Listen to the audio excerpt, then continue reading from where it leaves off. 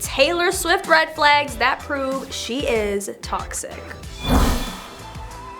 Number 10, breaking her silence. Some Swifties penned an open letter to the pop star and launched the hashtag #SpeakUpNow campaign on Twitter, demanding the accountability from Swift and urging the pop star to break her silence regarding Matt Healy's controversies. They wrote, "Your voice holds tremendous power and right now your silence is palpable," adding, "We urge you to reflect on the impact of your own and your associates' behavior." This sparked another controversy as some Swifties dismissed the open letter as a manifestation of a parasocial relationship, a term used to describe the misplaced sense of kinship that obsessive fans project onto celebrities who they have never met. The account that posted the letter has since been deleted following backlash. The hashtag, however, is still making the rounds on Twitter, and many fans have since defended the letter as a means of holding artists accountable. On to number 9, Taylor's ex, Matt Healy. In stark contrast to Taylor Swift's squeaky clean girl next door image, Matt Healy is something of a messy edgelord who has frequently courted controversy from his provocative stage presence, in which he eats raw meat and kisses fans, to serious accusations of racism. Healy has spoken about his admiration for Kaufman-esque performers who create controversial, attention-grabbing stage personas and experiment with blurring of boundaries. In the past, Healy has frequently waded into political debates and voiced support for progressive values, having spoken out against abortion bans in Alabama, called out misogyny in the music industry while accepting a 2019 Brit Award, kissed a male fan during his concert in Dubai to protest anti-gay laws, and invited climate activist Greta Thunberg to make a speech on one of his songs. In an interview with Pitchfork, Healy described himself as politically homeless before elaborating on his beliefs. "I'm certainly not on the extreme left, but I also think that the word centrist has become so ubiquitous that it's annoying." Healy said, "I suppose I'm a traditional progressive who is suspicious of wokeism as a viable worldview or device to make things better."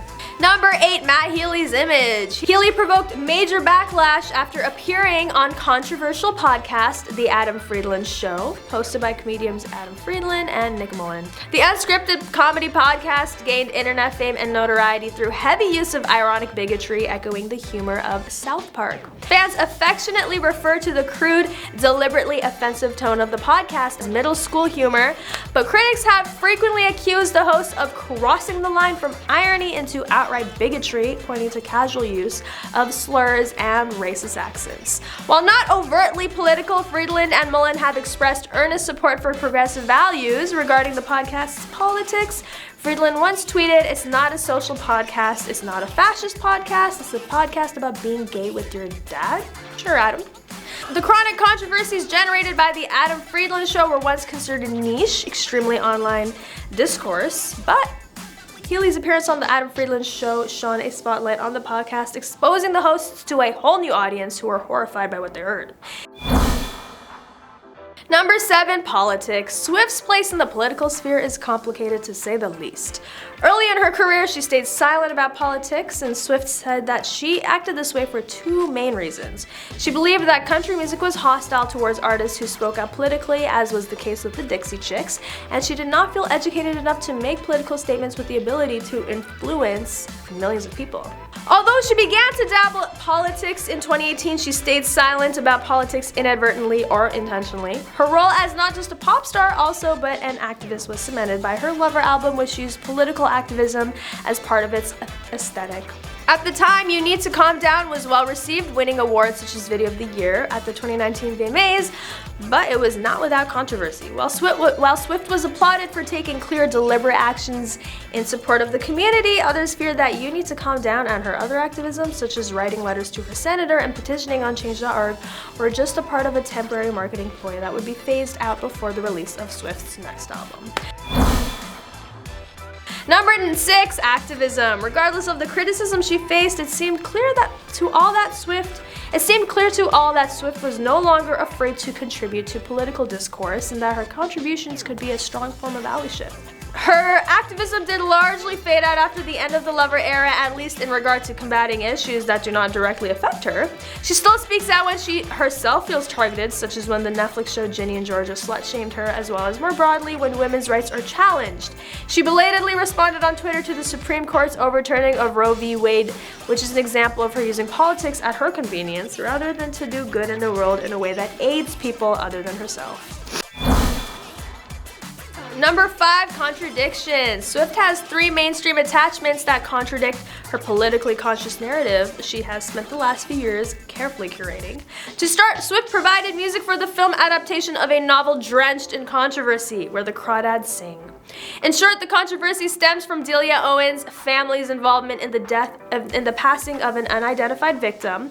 While Delia herself is not a suspect, she is implicated, and her then husband, and then stepson remain wanted in Zambia for questioning. Accordingly, fans were displeased when Swift revealed her involvement with the project. And that's not the only problematic project Swift has involved herself in during 2022. See her role on a project with David Russell, a movie director accused of problematic things towards his niece, and it probably won't be her last. Furthermore, a recent article accused Swift of astonishingly high private jet usage, and although other sources have since published stating that these numbers were inflated or incorrect, Swift's failure to personally comment isn't doing her image any favors. Number 4, Vogue. Taylor Swift opened up about her love of fashion in a Vogue article, but also goes into depth about her plans for the future, including her dreams to star in more movies and just what she has in store for her next album, which, believe it or not, will be about boys. There's just been this earth-shattering, not recent, but absolute crash and burn heartbreak she explained about the highly anticipated follow-up to 2010's Speak Now, and that will turn out to be what the next album is about. The only way that I can feel about myself, pull myself out of the awful pain of losing someone, is writing songs about it to get some sort of clarity. Number 3, Taylor's relationship red flags. Swift, who says she's currently happily single, goes on to say that she's learned some of the major red flags in relationships, which include a guy who falls too fast without actually knowing her. You can't be in love with a Google search, she said. A guy who can't understand why she needs to have security, a guy who wants to put her down, and a guy who needs too much privacy. Number 2, opening up. While she's learning more and more about dating, she's still trying to maneuver fame. Right now, she's at the top of her game, but she knows that can change at any time. This is what I've wanted to do my whole life. It never freaks me out, never ever, she says. But you know what freaks me out? When is the other shoe gonna drop? I'm so happy right now, so I'm always living in fear. This can't be real, right? This can't really be my life. The stakes are really high if you mess up, if you slack off and don't make a good record, if you make mistakes based on the idea that you're larger than life and you can just coast. She later says, if you start thinking you've got it down, that's when you run into trouble, either by getting complacent or becoming mouthy, and nobody likes that. The article makes mention that Swift has been spending more time in LA looking for the right movie role. Currently, she's rumored to be playing Eponine in the A-list filled big screen Currently, she's rumored to be playing Eponine in the A-list filled big screen adaptation of Les Miserables. And finally, number 1, Rebrand. Afterwards, Swift successfully pulled off the second woke rebrand of her career. The first was at the start of the 1989 era when she came out as a feminist. She aligned herself with progressive social causes and campaigned against Republican Senate candidates, then released a documentary to make sure people got it. When she picked fights with bold-faced names, it was in a battle over the rights to her masters, with enemies like former label head Scott Borchetta and pop Svengali Scooter Braun, rich white men who were intersectionally above board. Furthermore, as Max Red once put it about Alison Roman, Swift lucked out when her original antagonist, Ye, was subsequently reassessed by the ratings agencies of the public unconscious. The culture doesn't always know how to handle a strong woman, but it can get on board with a wronged woman.